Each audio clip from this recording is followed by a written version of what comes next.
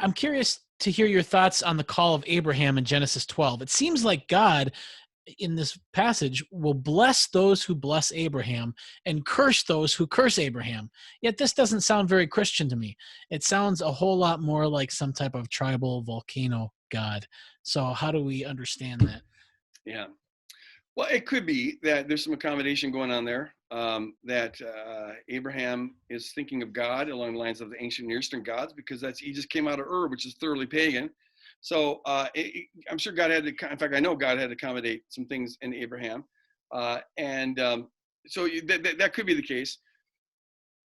And this is not necessarily mutually exclusive, it could be the case that when the Lord says, I will curse anyone who curses you, here's an example of throughout the Bible, you find this true of ancient Near Eastern religions, they attribute to God something that God didn't actually do. Like all the Israelites always attributed their victory to God and all their killing to God. Because in the ancient Near East, the way you compliment a God is by ascribing your violence to God.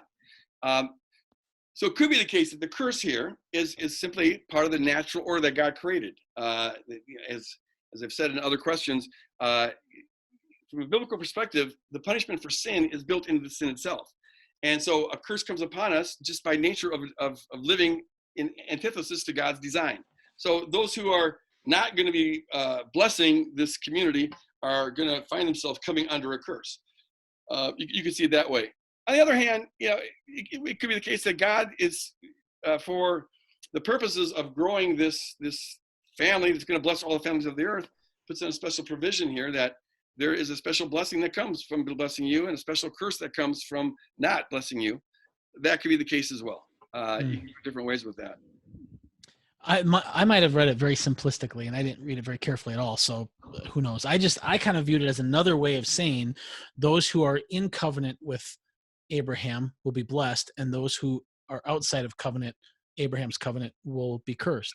It's another way of saying that God in Abraham has created this covenant between God and humanity. Be a part of it, because that's where God's blessings reside. And if you reject this, then the natural consequences come into play. Yeah, but I would agree with that. But you're real, and that's kind of basically what I was saying. But the question is God doing the cursing? Because that does sound like tribalism. But the way you just put it is that the curse is not something that God has to now come out and do additionally. It's the very nature of not being part of this covenant. It brings about curse. You're right. It's built in. There's a lot of American Christians in particular, although it's not limited to America, but they take that to mean that the Jewish people are always God's blessed people. And so whoever blesses Israel, the nation of Israel, will be blessed, but whoever does not bless Israel will be cursed. And therefore, and here comes so far, if it was just that, I wouldn't mind, believe what you want, but it translates into politics, because these folks then say we always should be advocating, there's an unconditional pro-Israel stance. And so they're always trying to get America to be on the side of Israel and not pay any attention to Israel's, folks who are on the losing end of Israel when it comes to the land, the Palestinians. And I just think that is a really misguided use of that passage, mainly because when we get to the New Testament, Paul tells us that the true Israel is not, the true Jew is not just a Jew by nationality, but rather it's one who has the faith of Abraham. And so he says that when we come to Christ, we become children of Abraham.